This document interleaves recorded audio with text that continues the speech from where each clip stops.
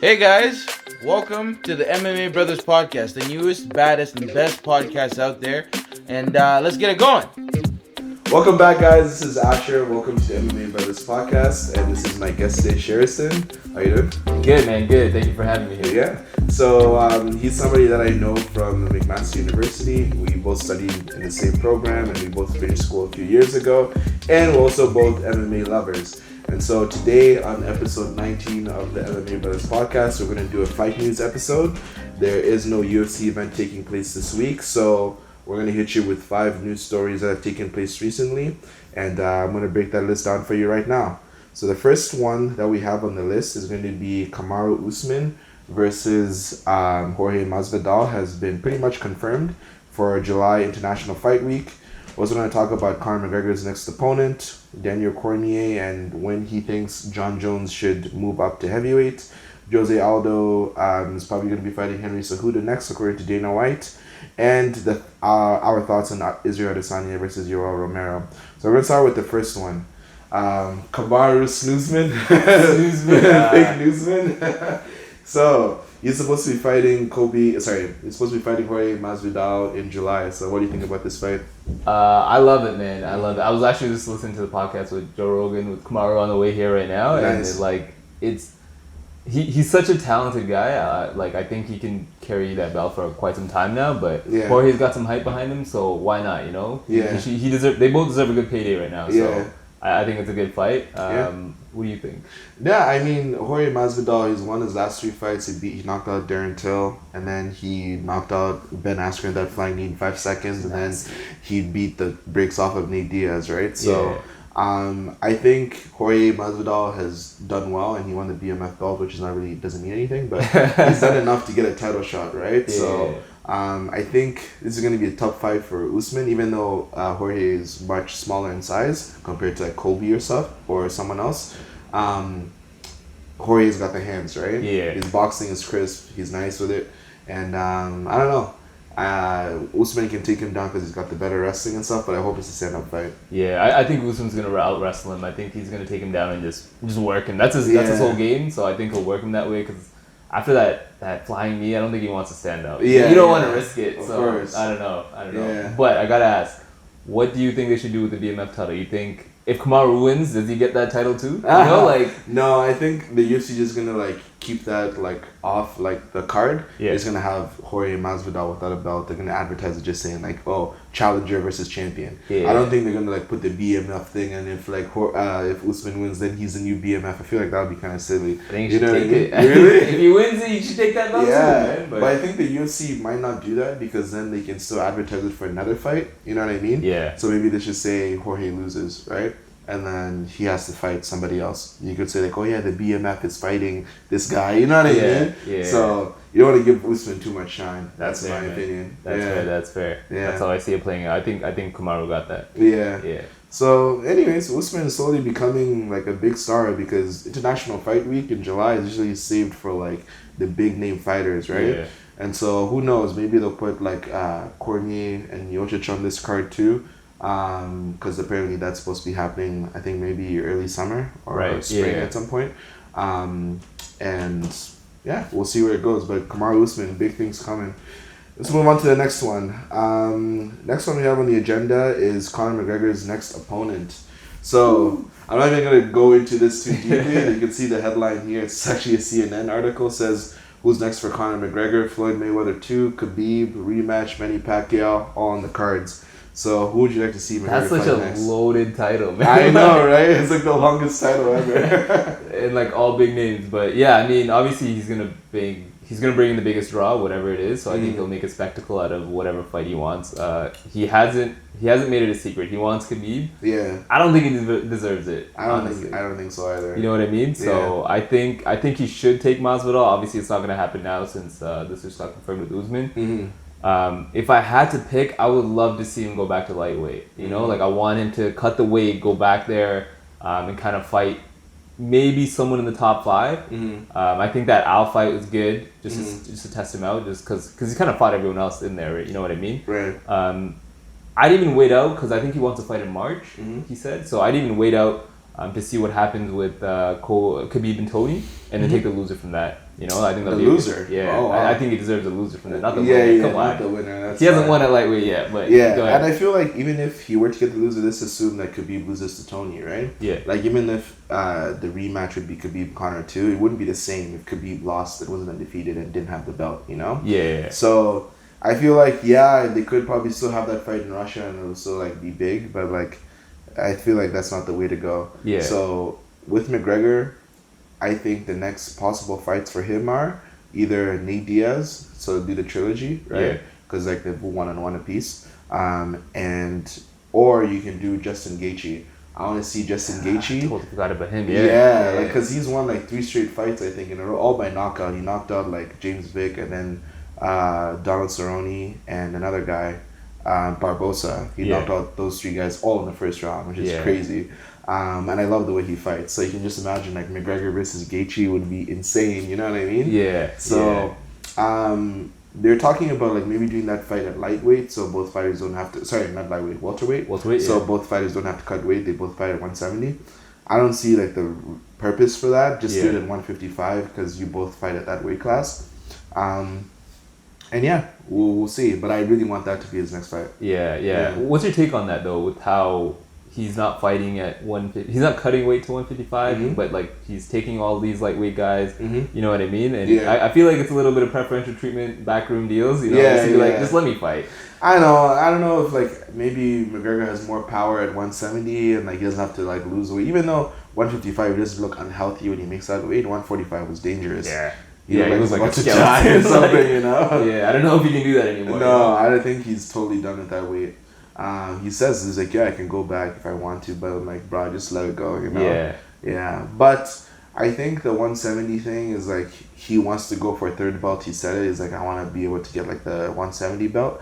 And I honestly believe if Usman loses to Masvidal, Conor is going for that fight. Conor's like, screw Khabib. I'm going straight for Jorge at 170. You know what I mean? Because he's a smaller fighter. Like he's kind of McGregor size, and Masvidal used to actually fight at 155. Right? Back in the day. And so Conor would be in a way favorable fight to fight Jorge than he would to fight Usman. So if that happens and Conor like can get there, mind blown. You know what I mean? So, and I think he was like a little upset with that whole BMF title stuff going. He's like, what is this? And then when Masvidal had the robot and everything, he was like, what's going on, man? Like, so I would like to see that fight too. That'd be interesting with Masvidal. That's tough. That's tough. I know. I can't bet against Conor with anybody. Like I feel like every time I do, he just keeps surprising us. You know, so it's one of those. But so who are you picking for his next opponent? His next fight, I think Justin Gaethje makes sense. Gaethje? I totally forgot about him until you brought him up. I think it makes sense. Yeah, Gaethje, I agree as well. So we're gonna move on to the next one. The next one that we have here is the headline's a little bit deceiving, but what I wanted to talk about is when John Jones should actually move to heavyweight. So Daniel Cormier says that it's going to take a heavyweight to beat John Jones. We know John Jones is fighting next week against Dominic Reyes. And it's like, how many titles does John Jones have? I don't know, like 13, 15 or whatever it is. Like he's got a lot of titles, right? And so it's one of those things where it's like, I honestly think John Jones should move up to heavyweight now. It's like he could beat Dominic Reyes and then I don't know who will be next from Jan Blachowicz or like Corey Anderson and stuff. I'm like, really? Like, is that where we're at now? You know what I mean? Like, come on. Like, it's like, I want to see greatness, you know? Like, don't give me guys that like we know are you're just going to smoke so easily. Like, challenge yourself, you know? Move up to heavyweight, face the, maybe Ngannou was a little too hard to start from the beginning, right? I want to see him fight like Miocic. I want to see him fight like Curtis Blades. And then maybe an Ngannou eventually. And John Jones actually just came out and he said he thinks heavyweight might be easier than light heavyweight because those guys are slower. So what do you think? When do you think it's time for him to move? I think he should go up. I really do. I like what he was doing right now. I feel like he kind of wanted to get his rep back and just kind of string together some fights and you know clean out that division a little. But at this point, like, there's nobody in that division for him. Like, nobody can handle what he does. You can argue that Thiago Santos fight, like, if he didn't blow out everything in his knees, he could have won it, right? He could have. Like, he was still tossing that. So, but I think he should go now. I think it's time. I think if he really wants to kind of revitalize his image and kind of blow up again, like as big as he was before again, he's got to do something big, and heavyweight's where it's at, and that's where his best challenges are going to be. Yeah, for sure. Because, like, bro, you look at his record, 25-1 pretty much. 19, he's had 20 fights at light heavyweight and won all of them. Yeah. That one loss is, like, whatever. It doesn't count. Right? That's a win. So, it's like, yeah, we need new challenges, John. And even if you do fail at heavyweight, you know, at least you're trying. You know, like, obviously people are not going to look at it that way. But at least, like, you know, you went up, you tried to do the champ thing, it didn't work out. But at least I have more respect for you doing that than just keep smoking like these like contenders that keep coming up and whatever. Yeah. But when do you think it's time for anything? Right after Reyes' fight is done? Yeah, I think at the very least, I think he kind of owes Thiago Santos a rematch. Like the man went 5 rounds on one leg, so I think he deserves it. Whenever he's back, and that's all he has left. You know, Dominic Reyes is interesting, but I think it'd be a fun fight. I don't think he has enough to win. I think it'd be his best stylistic matchup since Gus, but in terms of winning, there's no one in that division for him. Yeah, like you gotta go up. Is the same, like it's pretty much height as Jones. Like the reach is not the same, obviously, but like I think so too. Like Reyes has a puncher's chance, but like. After that, I think, it's time to move on for Jones. Yeah. And that Santos fight, actually, Santos apparently is going through, like, physiotherapy. He's trying to, like, learn how to walk again and stuff. Like, he tore so many things in his knee, like his MCL, ACL, whatever. And you think about everything, pretty much. So, like, there was videos I saw on YouTube and whatever where he's trying to, like, use crutches and learn how to walk again. Yeah. Like, so I don't think he's going to be fighting for at least another year and a half or so. So it's going to be tough. It's going to be tough for him. Throwing that leg still. Like, I know. Like, I respect it. Wow. It's pretty insane. But, we're going to move on to the next one. And next one, I think, we got your boy over here. Don't say that. It's the Triple C. He's not Triple C anymore, actually. He's Double C. He's just cringe. He's just cringe. But go on. Yeah, Dana White confirms plans to book Henry Cejudo against Jose Aldo next. And he explains why it makes sense. So with this fight, we both know that Jose Aldo actually lost his fight at bantamweight against Marlon Moraes. Yeah. It was a close fight. I actually picked Aldo to win that fight over Marlon. Did you do I did too, yeah. A lot of people did too. I know. So it's kind of, even Dana White came out himself, and that's why he's booking this fight, right? Because he believes that Jose Aldo won that fight, and he's big enough of a name to face Cejudo, so get some pay-per-views going. Right. I don't know. I feel like he actually looked good for 135. I thought it was really dangerous for him to cut all that weight because the 145 really looked sucked out. Yeah. And then 135, he looked like a... I don't even know what to explain. I'm like, bro, all this weight cutting is so dangerous and stuff, you know? Mm-hmm. Cejudo just left 125 because he doesn't want to do that anymore, you know? So, I don't know. I guess this is a good fight for Cejudo to have on his resume. Mm-hmm. Say that he beat Jose Aldo. I don't really have much to say. I think after that, there's like Dominic Cruz and like all these other contenders at 135 that he has to go through in order to make a name for himself in that division. But what do you think about this fight? I think it's a good fight for Aldo, just because it looked like he won that fight against Marlon. So, and I was a big skeptic. I was like, dude, you're getting old. You don't want to cut more than you already have. You know what I mean? But he looked great. So he proved a lot of people wrong with that fight. So I was like, I would love to see him at 135 again, just to see who else he can take. Yeah. And why not the champ? You know what I mean? Yeah. It's my bias that I want old Aldo to win, just because I'm not a Henry fan. You already know it. So I just want to see him lose, man. I hate to say that, but like he's just so cringe. I want him to change that image somehow. But and I feel like this would be a good way for Aldo to kind of end his twilight years. You know, like and you can tell he has like an emotional response to how his career is kind of unfolded now. Yeah. So I kind of want to see him go out on top, you know? Yeah. So it'll be good. I think so. If he wins the title at 135, I think he should just call it quits and just say, you know what? I did it all. I won belts in 2 divisions. Like, what else is there for me to accomplish? Exactly. He's not going to go up to 155 and try fighting those guys, like, you know? So, or maybe he will. Who knows? Yeah. But, that's pretty much that for that topic. And then the last one we have here is our boy Izzy, this last style bender. he's gonna be fighting Yoel Romero, I think March 7th, I believe. And pretty much the topic for this one is Israel Adesanya making a mistake fighting Yoel Romero? So Dana White admits Israel Adesanya versus Yoel Romero makes no sense, but it's incredible.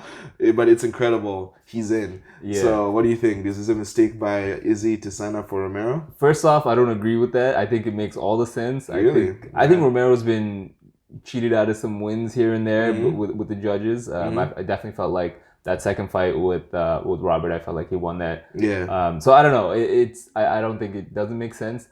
I love it. I love to see it. Like Izzy's one of those dudes who he has that style and he has that charisma and that aura around him. Yeah. And I feel like, especially with the way MMA is going now, it's like people just want that money fight. They want the hype. They want the name. But Izzy's kind of like, I want to be great. So give me who you think is going to beat me so I can prove you wrong. And so I love that. I love that. So it's hard to pick. I'm rolling with Izzy on this, but I love that he's doing this. What about you?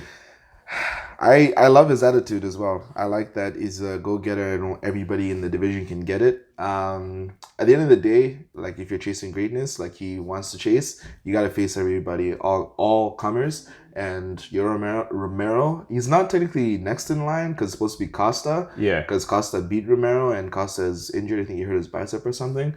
But anyways, I think this is an extremely dangerous fight for Adesanya. Yeah. I feel like he needs more time to fight somebody that like has a little bit less wrestling pedigree, but that can test that. I know he's fought Derek Brunson, who's like a good wrestler too. He tried taking Izzy down, but he failed.